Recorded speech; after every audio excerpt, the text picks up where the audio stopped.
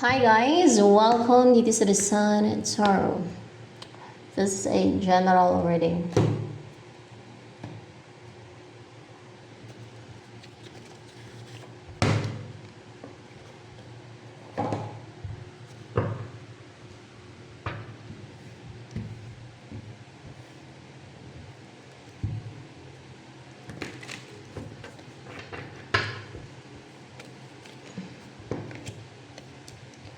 Nag-antay ka ng darating. Ano yung darating sa'yo?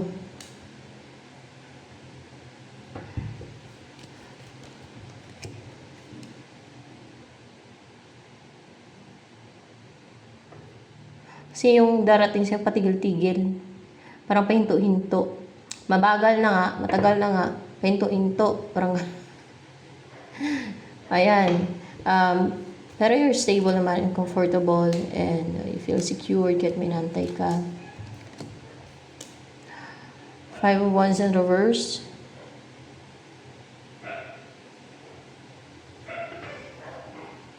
Wala na nang challenge sa'yo. Wala nang gusto makipag-compete sa'yo mag-challenge. Or else, walang gusto makipag-away sa'yo. Or ayaw mo nang kaaway. What's with the 5 of Wands in reverse here?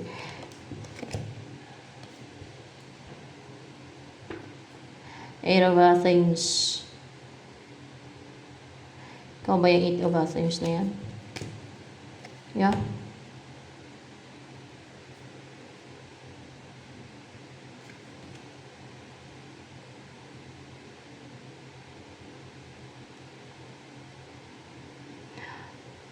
Nagpipigil ka sa sarili mo. Para bang kinokontrol mo yung sarili mo.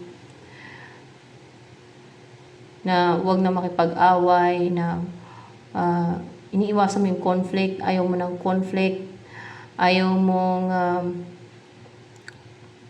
ng gulo, ayaw mo makipag-compete sa iba, yung ganun. Ayaw mong patulan yung mga challenge, yung ganun ba? Yan, no? Na-restrict mo yung sarili mo, ayaw mo ng gulo, ayaw mo ng away, ayaw mo na makipag-compete sa iba o yung patulan pa yun ng challenge, mga foolish na tao. Yung mga challenge ganun. Dahil gusto mong i-direct yung energy mo sa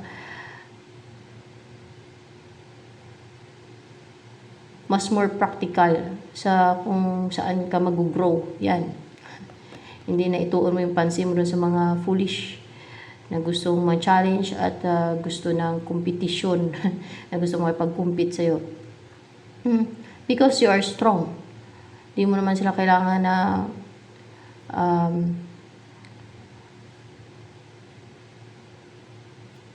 patulan, no? Because you are strong. You know you're strong. Yan. You are brave. At meron kay inner stillness. And napabout sa'yo. Witch. The witch. What's with the witch here?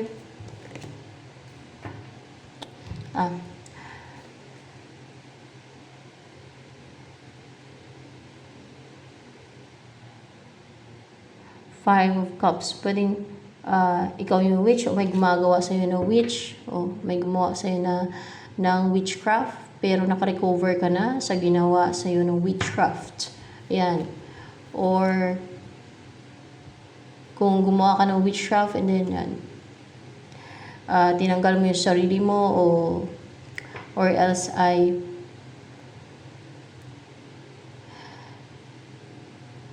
nagbago ka na hindi mo na ginagawa yan, na nilet go mo na yon, nirelease mo na, tinanggal mo na yung sarili mo na hindi mo na ginagawa yung witchcraft.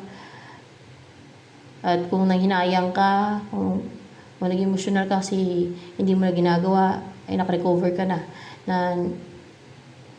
hindi ka na nag-emote-emote pa o nag-grief. Or else, ano talaga to kung may gumagawa sa ng witchcraft, ayan, kung may gumagawa sa ng witchcraft, nakarecover ka na sa mga nawala sa'yo na gawa ng witchcraft.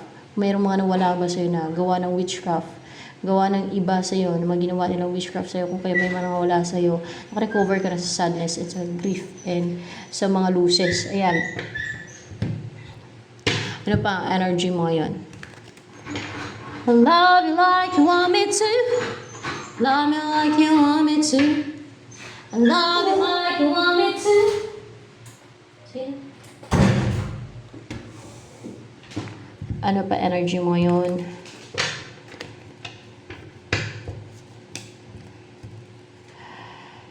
You're fiery, confident, and mataas yung self-esteem mo. Flexible kasi cut yan eh.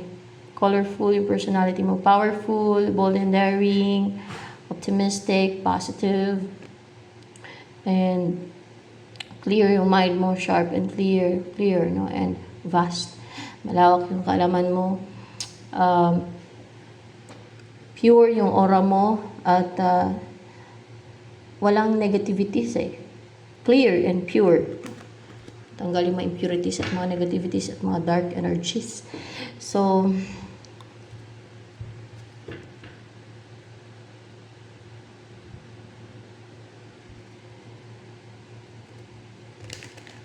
ano pa ang darating sa'yo?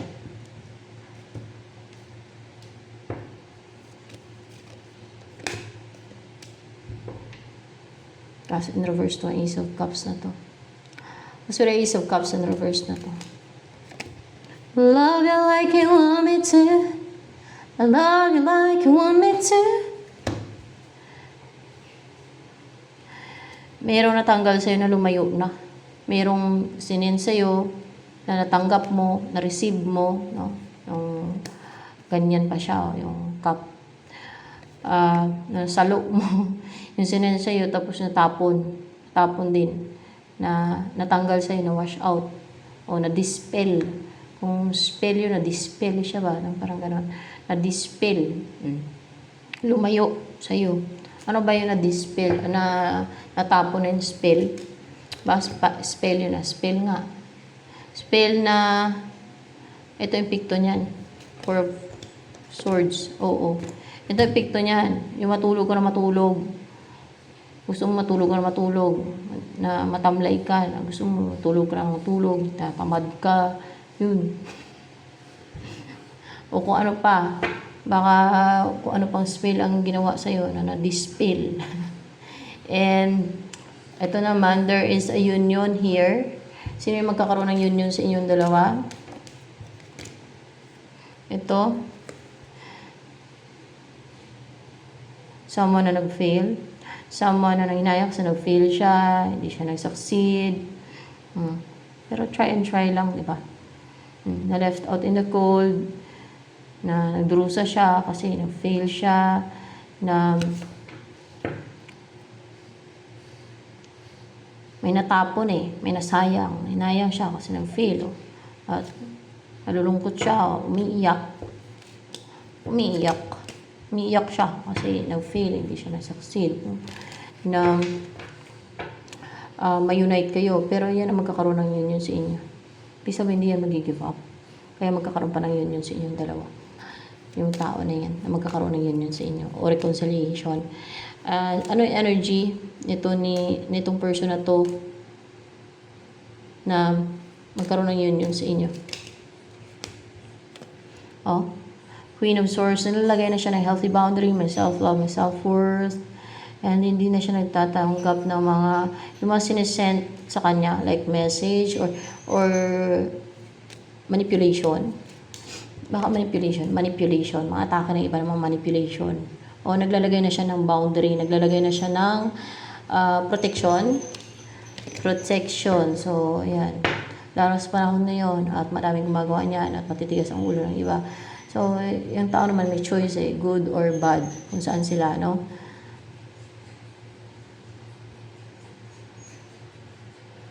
Akala ng iba, laro-laro lang, bahala sila. So, Oak King. The Oak King, akala nila laro-laro yung mga pag-send ng spell at mga witchcraft na yun, pero hindi nila alam yung parusa niya ng afterlife. Impyerno. Queen of Swords. Pag sabihin mo, impyerno siya, galit pa yan. Pero yun ang totoo. Sa ginagawa nila na yan, ayaw nila magbago. Gusto nila maimpyerno. The Oak King, ay, kaya hindi pa naman nila na-experience impyerno. Hindi nila alam kung ano yung pagdurusa doon. Matindi. Kala na joke. O hindi totoo. Ay, bahala sila. May sarili silang utak. The Oak King. Ano na to ngayon, hindi na siya stagnant. Kasi naglagay na siya ng depensa. Para, ayun yung may sinesend nila ng mga manipulation o spell o kung anong pa ay naharangan, napablock, hindi na dumidiretso sa kanya. O katulad nun sa picture, no, kung sendan siya ng orasyon sa picture and then wish, no, kunwari ay orasyon, no, tapos sabihin nila na maging guarded ka sa person, maging defensive. O ngayon, kung wala siyang depensa o protection, ay didiretsyon sa subconscious mind niya. Maging ano ngayon siya, maging defensive. Mag-isip siya ngayon na kailangan depensa niya yung sarili niya, kailangan niya maging guarded, kailangan niya protektahan yung sarili niya. Ganon epekto nun. Maging cold na yan sa'yo. Pero epekto. Diba? Pero ngayon, hindi na siya stagnant. Kasi epekto yun ng manipulation kung bakit na-stagnant yung taong to eh. Kaya, stay go. Dala. Dala. Dala. Ayaw.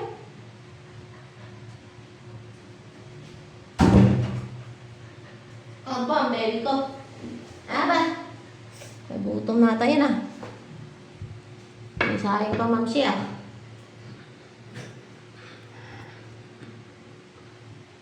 Mamaya naman ulit kainan eh.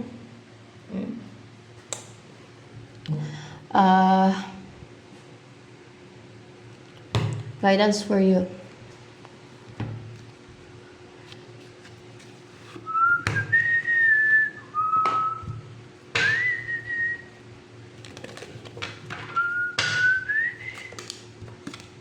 Travel on a common trip proves to be life-changing in positive ways. There's travel ko, and it proves to be life-changing daw in a positive ways. Wow. So, ano pa ang guidance for you?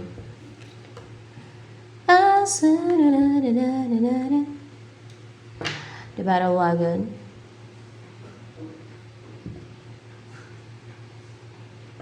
What's with the battle wagon here? Huwag kang magpadala sa bugso ng damdamin mo, sa emosyon mo. Yan. Bakit?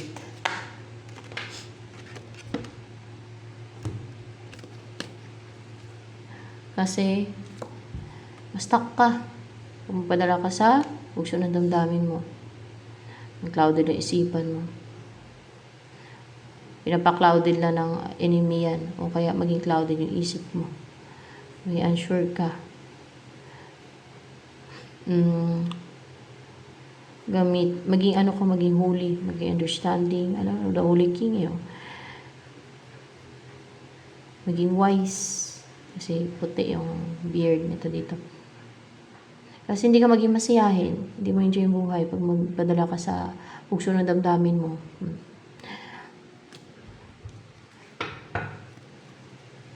Kasi iba, mahilig maasar yan. No? Kahit hayop may nang-aasar talaga. Maasar sila. Yung iba naman, ang worst lang kasi may mga taong evil yan, nananadya talagang maasar. Parang trap ba nila ba? Para pagka nagalit ka, napikon ka, o pumatol ka sa pang-asar nila, ay ano yun, parang trap nila yon. Para kunwari, i-expose ka na ganito, ganyan ka, nagagalit ka, ganun, o kaya ay, pero sinasadya nila yon, o kaya ay, kung ano pa yung reason nila, meron yan silang dahilan, pero sila yung una-una niyan, mga asar talaga yun sila, kung na-notice nyo, kung bakit ganun, no? Para masira yung mood mo pati, para mapiktuhan yung, para mag-overthink ka, para ma-stress ka lang, ganun. Para ma-depress ka, para ma-frustrate ka. Yun ang reason ng mga yan.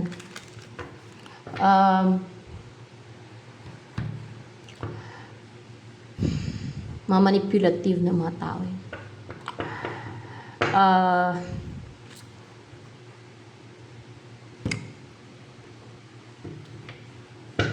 Sino ba yung person mo? Ano ba yun? Itong person na magkakaroon ng union sa inyo, na to, yung magkakaroon ng union sa inyo. Ano nagustuhan niya sa'yo? You're strong. May inner strength ka. Kasi parang na-strength to eh. And grounded. Color ng root chakra yan. As well, ano pa? Ano nagustuhan sa'yo ng person na magkaroon ng union sa inyo? You're strong, you're powerful, you're brave. Pero may puso ka, mapagmahal ka sa animals, you are loving, caring, kind-hearted, simple lang, and natural, and napaka-courageous mo, makita yun sa mga mata mo. Napaka-strong na personality mo. Yan. Pero para bang ano mo din, soft-hearted, mapagmahal ka pati, Yan. Kahit sa mga animals, o sa mga bata man, o animals, yan.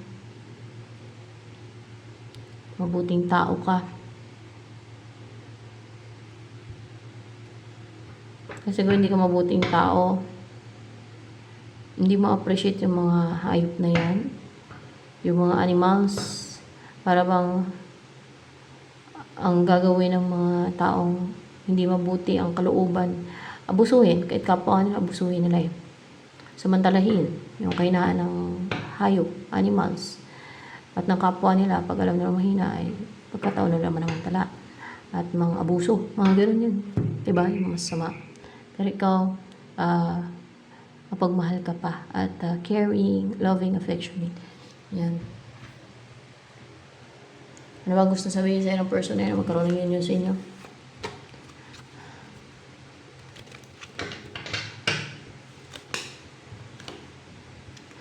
I hope that you can forgive me one day. Maasa siya na mapatawad mo siya balang araw.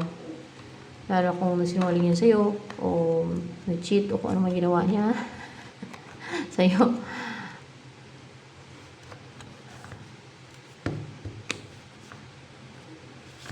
Love you like you want me to.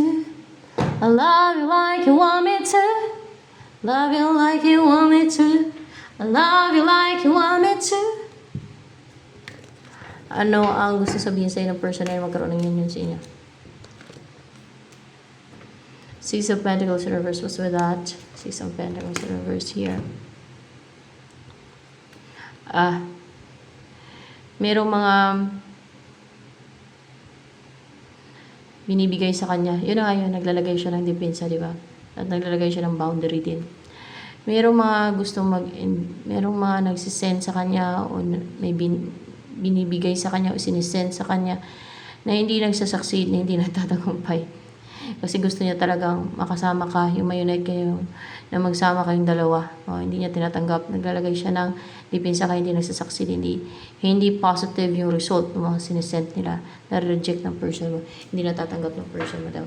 So ano pa? Gusto niya mag-start kayo ng magkasama kayong dalawa at ano yan, ikaw ba yung suportahan niya? Oo, ikaw yung suportahan yan. Susuportahan ka niyan. Kunwari ikaw to, tapos siya to, na maging protective siya sa'yo, suportahan ka niyan sa mga sisimulan mo, susuportahan ka niya. So, ayan. So, ito na lamang guys, like sa career, or business, o para mas lalo ka mag-grow, no? Kasi malaga yun eh. So, ito na lamang for collective reading guys.